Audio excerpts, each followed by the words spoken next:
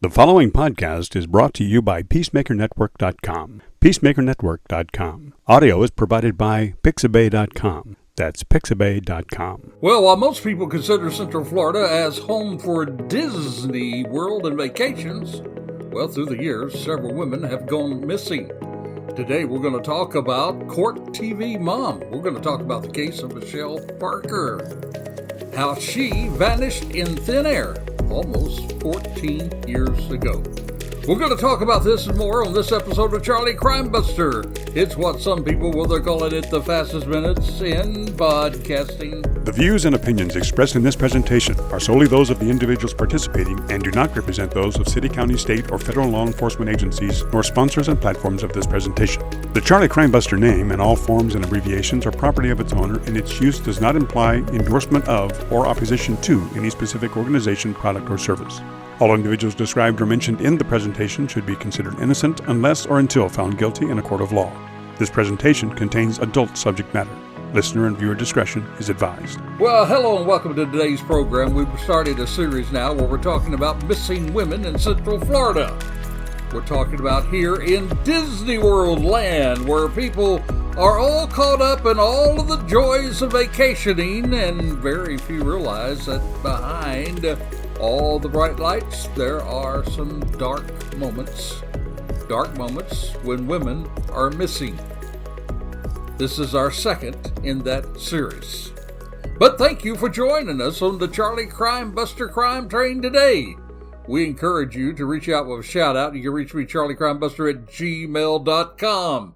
charliecrimebuster at gmail.com. You can make suggestions, ask questions, and you can even lodge objections. It is a safe spot. Check out, of course, our sponsor, PeacemakerNetwork.com, as well.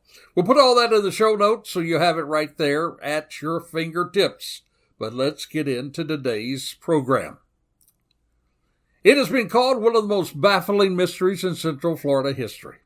And one of the unique things about the missing of Michelle Parker is that she disappeared after appearing on an episode of People's Court TV with her ex-fiancé, Dale Smith. Now, Michelle and her former fiancé, Dale Smith, well, they always had what you might call some of those difficult relationships, always up and down. There was a blessing, though. They were both blessed with twins, a girl and a boy. But all of that ups and downs and some pretty dark things happening in their relationship caused them to split up. Yet the troubles continued. And they were even airing their dirty laundry before millions of others on a 2011 episode of People's Court. Incidentally, that episode aired the same day she disappeared, nearly 14 years ago. And today, still no sign of Michelle. And no charges have ever been filed. Though there is a person of interest. There is a person of interest who became a suspect. And he has been the same person of interest and suspect through the duration of this case. Now, Michelle's stepmother, Gail Parker, she said about Michelle, well, she had hopes, she had dreams, she had plans. She went on to say, in a flash of a moment, she was gone. And now it's unbelievable how that kind of a thing can happen. But yet it did happen. It happened right here in the home of Disney World, where millions of people vacation to spend time with the family and friends, enjoying sights and sounds of laughter and fun. But for Michelle's family, all those sounds, they were replaced with crying and grief as they tried to deal with the missing of a loved one. Now, Michelle was last seen, of course, dropping off her 3-year-old twins at her ex-fiancé's house, Dale Smith, at his Orlando condo. And that was the same day, by the way, that this court TV episode appeared before the public. But what about that incident that brought them to People's Court? Well, in some of those troubled times we talked about earlier at a motel, Michelle threw her engagement ring at him and went off the balcony of the motel they were in. Dell, he wanted to sue her for, well, the value of that ring. And so he asked her to appear on the court TV program. You know, on those shows, you do get an appearance fee, and that appearance fee more than pays for any of the fines that might be levied against you as a result of the case. It's a good way to get money, if you might say, for something that you were going to sue for anyway. In fact, those fees will be more than any of the fines that the People's Court would levy on them. But now you could tell on the program that was aired, you could tell there was little love there that was left and a whole lot of animosity. In fact, here's what she said on People's Court. She said he gets, talking about Dell, pretty malicious and vindictive. She went on to say he's a mean person, especially when he's been drinking.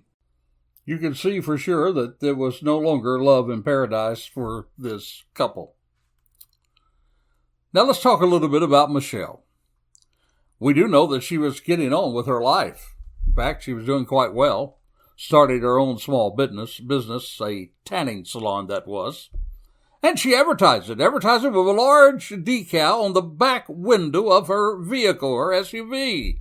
The big words GLOW, G-L-O-W, talking about, spray tanning. Had it and advertised it. She was also going to a technical college there to better herself for a new career in cosmetology.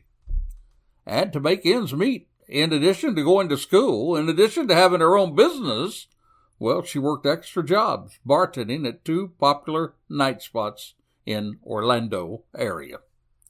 And she had tons of friends. Yep, it was most notable. When the public got involved in her search, well, there were tons of people who all came together to try to help find her. So she was a very popular person, had a lot going on for her. So sad that her life ended, or at least she began to be missing and without a trace at this time. Now let's talk a little about the suspect. Let's talk a little bit about the suspect, Dale Smith.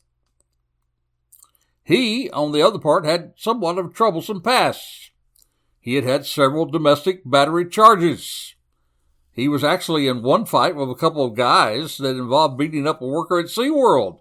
And in that fight, while he was involved in it and helped beat up this guy, there was another guy that ended up stabbing the guy to death. Yet Dale had helped beat him up, kicked him several times. Dale's been in jail before. He joined the Marines, but only to be discharged. That's right. Dishonorably discharged, that is. Actually court-martialed for illegal drugs and domestic violence with a former life. Charges of domestic violence he has faced. He's no stranger to domestic violence. He definitely had a violent past. And so really no one is really surprised that he is named the suspect in this case, the alleged perpetrator. In fact, one time, Michelle was trying to get an order of protection from Dale, and she stated this in her filing. In her filing, she said that he smashed the passenger side window in her SUV, took the car seats out, and threw them on the road. She also alleged that he yelled to her, quote, unquote, "Your day is coming." Now, some have called her the court TV mom in this case, and she was, of course, quite vocal about Dell's shortcomings on the public TV show. She had, of course, her family believes now, though, that she was kind of done with him once and for all. And that may, too, have fueled his anger towards her when she dropped off her kids on that day that she went forever missing. So that was on November the 17th. Let me ask you, was this the day that she had coming? When Dale said, "Your day is coming," was that the day that it happened? No one is really surprised that he is the prime suspect in this case. Now, if you've joined us on other Charlie Crime episodes, you know that one of the best ways that we can get our hands around a case is to look at a timeline. So we're going to give you a timeline about this case so that you can wrap your hands around this case as well. But before we do, we're going to take just a moment to take a break and to share with you Charlie Crimebuster's Crazy Crook of the Week. Well, our Crazy Crook story today And we cannot find any time at all that we can't find them. They're all over the place, especially here in Florida. You all know about Florida Man. Well, this was a Florida man, a Marion County Florida man. But let me tell you about this guy.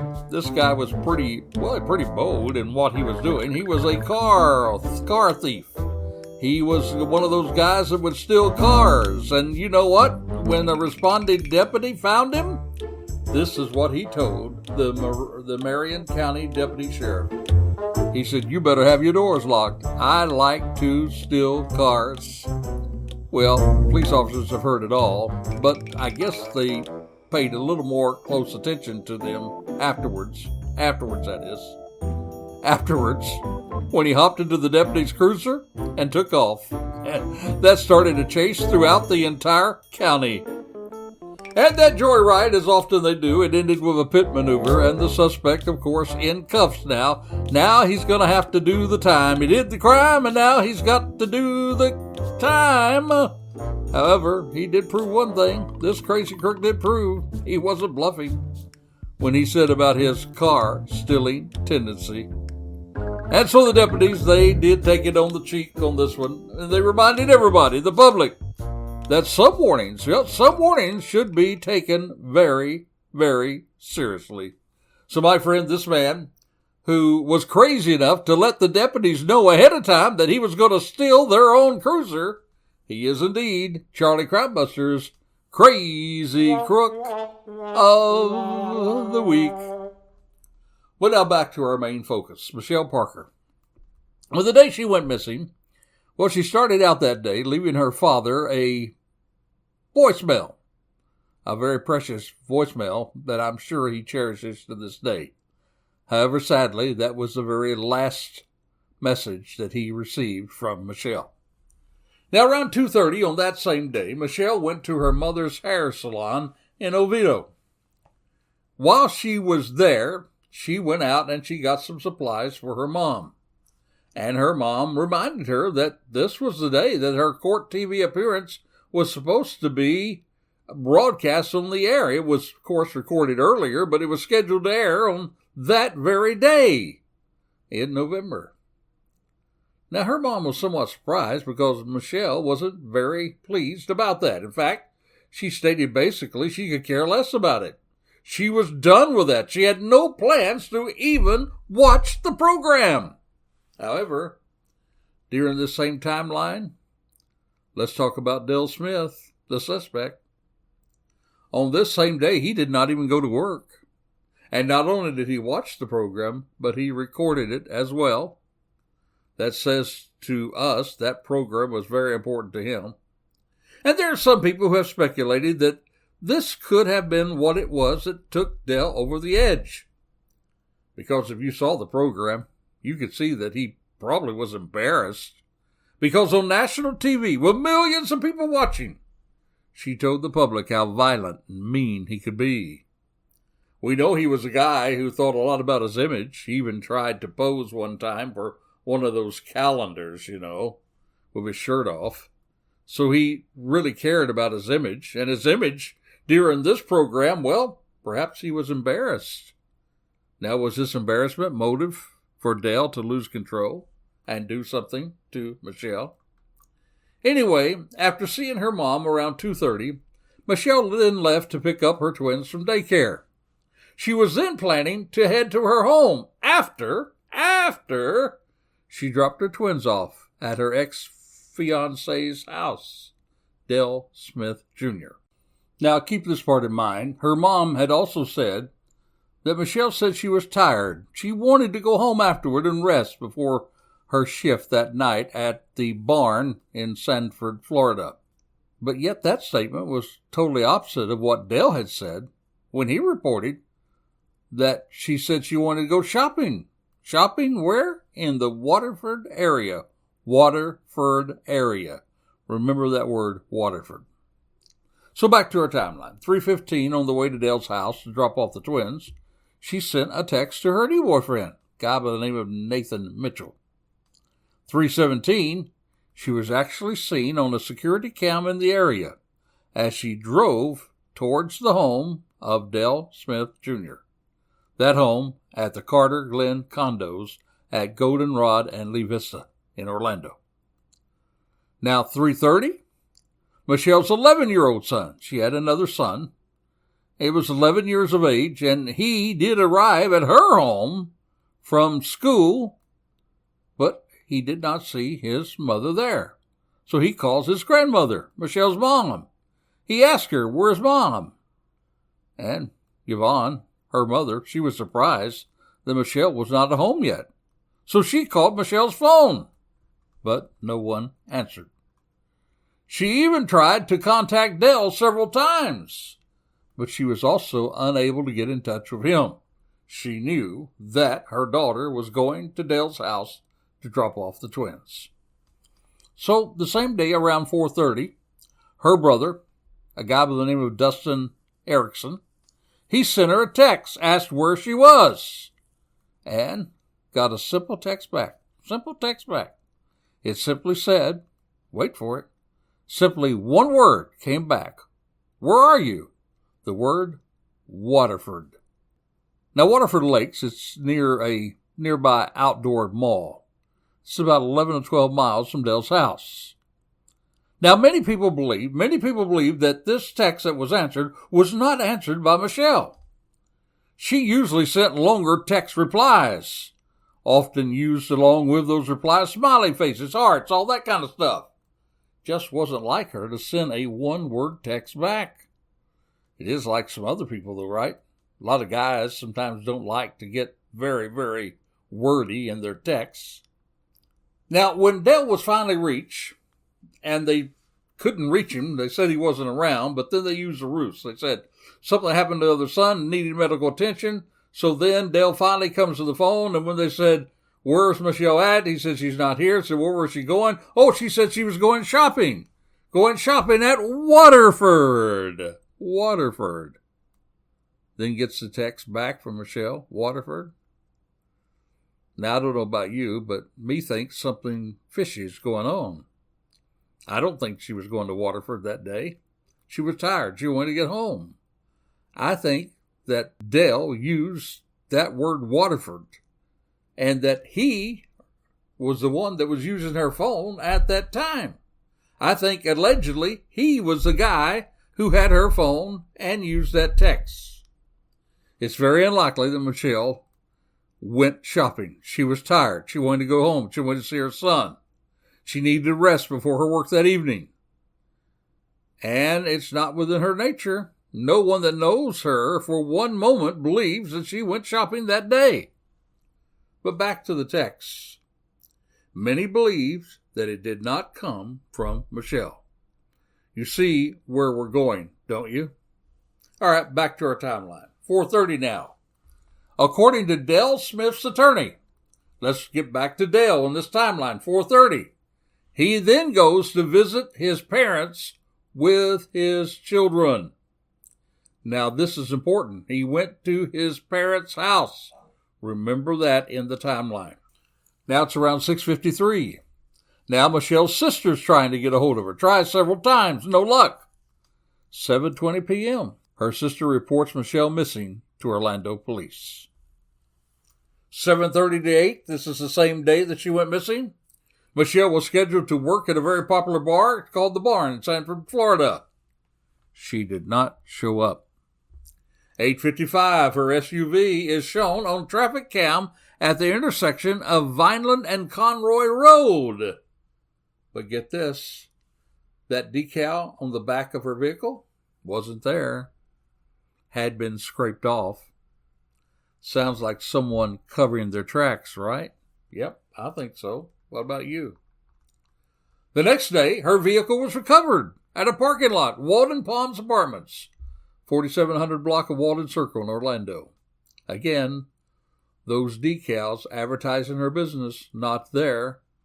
We also know her purse was still there, indicating this was not a robbery. I think we have to pretty rule out carjacking too, don't you? Doesn't make any sense that the carjacker would take time to rub off the decal on the back of the SUV. It is more like something someone would do that knew her and would know that that word on the back, which simply said Glow, was a reference to the business that she owned. So they would do that to try to take attention away from the fact that that vehicle actually belonged to Michelle. Now, there were a lot of attempts to find her, a lot of searches, a lot of people searching, but it did not produce her body. Now, let's go 3 weeks later, afterwards. 3 weeks after she disappeared. Guess what? They found her phone. And it was near where it last pinged. The phone was found in a lake near Nella Bridge in Belle Isle. That lake, only 5 minutes from the home of Dale Smith. And in the direct path of the road that Smith could have traveled to get from his parents' house or get to his parents' house from his house the same afternoon that Michelle went missing. Are you following this? The phone just tossed out of a window, it appears, of a vehicle that was traveling in the very path from Dale's house to his father's house that he went to at 4:30 that same afternoon. Now, police have said that they believe that it's a two-person crime, meaning that the alleged suspect, Dale, would have had to have some help in ditching her vehicle, picking up someone, dropping somebody off, and then in somehow getting rid of her body. So it's not surprising that later on in this investigation, a couple of years ago in 2023, they actually searched again the property of Dale Smith Sr. They were looking for her remains under a concrete slab. Yep, he had poured a concrete slab, but they used penetrating radar, ground penetrating radar, yet they could not find anything. So the police still, they do not have enough evidence to arrest their main suspect, the alleged suspect, Dale.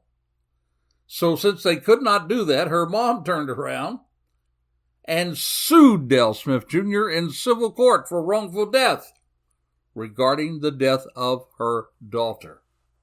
And of course, along with that comes depositions, right? And in those depositions, guess what? Mr. Dale, he pled the fifth. Yep, the fifth. Not answering on grounds that may intend to criminate him. He pled it to 100 questions. And yet, even the civil case was dropped. Again, not enough evidence. So today, this case is now with a special cold case unit with the Orlando Police Department. And they are looking. The lead detective now says that while Dale is certainly a suspect, an alleged suspect, as he always was, he said he's also going to take a fresh look at the case. He's going to look at other situations, leaving no stone unturned. That's important, by the way, that even if Dale is arrested sometime along the way, then the defense attorney is going to say, did you look at anybody else? And so they're going to take that look at other suspects. But when he was asked, what would it take? What would it take to solve this case? Well, one thing he said that was sad, that we all probably believe it the same way. He believed Michelle Parker is not alive, that she'll not be found alive. But to solve it, he said you need somebody to confess, or you need an eyewitness to come forward, or some other significant piece of evidence would need to be found. Now, I don't know about you. What do you believe? I believe the alleged suspect is the alleged perpetrator of this crime. Think with me. He had motive. He was embarrassed on national TV. He had a pattern of violence. In 2/3 of these situations, it is usually the ex-domestic partner who is the perpetrator of these deeds. So he has a pattern of violence. He has a motive. He was the last person seen with her. The phone was discarded, thrown out the window on the very path between his house and his father's house. Is there enough evidence to arrest him? Probably not. But you think with me. What do you think? Seems to be far-fetched that anybody else would be a better suspect then her ex-fiancé. So, my friend, this is a cold case. But help solve this cold case. If you know something, say something. Help solve the case of Michelle Parker.